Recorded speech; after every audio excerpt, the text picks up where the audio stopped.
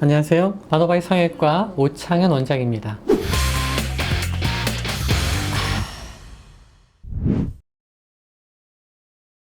무턱하면 보통 이제 두 가지를 생각하실 수가 있겠죠. 평균보다 턱의 길이가 좀 짧은 분하고 턱의 위치가 좀 안쪽으로 들어가 있는 분. 그 두 가지 케이스가 될 거고요. 일반적으로 무턱이라고 했을 때 또 다른 분류 기준은 치아와의 연관성입니다. 위아래 치아가 이렇게 정상적으로 만났을 때는 윗치아가 아래치아를 살짝 덮고 있겠죠. 무턱이라고 얘기하는 것 중에서 이 턱 끝이 발달이 안 된 분도 있지만 이 턱 전체의 발달이 안 된 분 같은 경우는 치아가 굉장히 깊게 이렇게 들어가 있겠죠. 그래서 치아의 교합상의 문제점을 포함하고 있는 무턱과 교합상의 문제를 포함하지 않은 무턱 두 가지 종류를 이제 기능적으로 본다면 구별할 수가 있겠죠.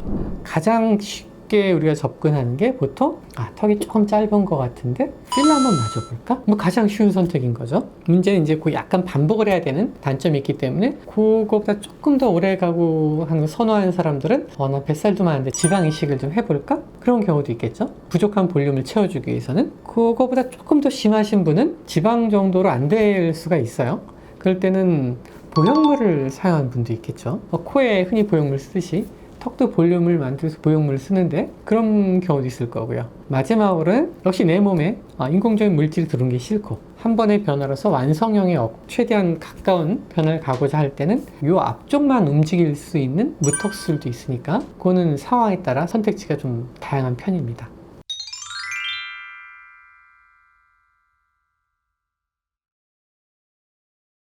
보통 턱끝보다는 보형물이나 필러를 많이 찾는데 편하잖아요. 안 무섭잖아요.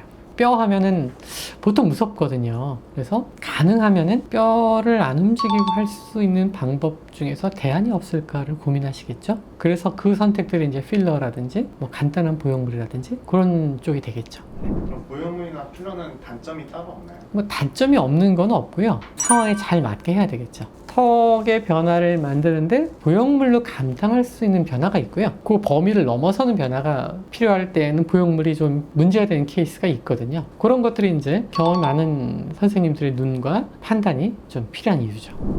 굳이 따진다면 어떤 걸 가장 선호하시나요? 턱끝 수술이 완성도는 제일 높은 것 같아요. 턱끝을 움직여서 모양을 맞춰주는 거. 제일 완성도는 높은데 아까 말했듯이 판단이 애매하신 분들 있잖아요. 그런 분들은 필러도 나쁘지 않을 것 같아요. 왜? 테스트라고 볼 수 있거든요. 쉽게 변화를 만들 수 있고 또 필러라는 소재는 마음에 안 들면 또 녹일 수 있으니까 테스트를 해보고 판단하시는 것도 나쁘지는 않겠죠. 근데 분명히 자기가 문제를 뚜렷하게 느끼고 있을 때에는 뼈 수술도 한번 고민해 보시는 게 나쁘진 않을 것 같습니다. 당연하죠. 보형물의 또 하나의 단점 중에 하나가 아무래도 경계가 좀 만져지는 거거든요. 조금씩은 선이 브레이크 되는 포인트가 생겨서 조금 불편할 수 있어요. 근데 그 부분이 싫은 사람들, 굉장히 그런 거가 시각적으로 발달되신 분들은 그런 것도 좀 주의를 선택을 해야 되겠죠.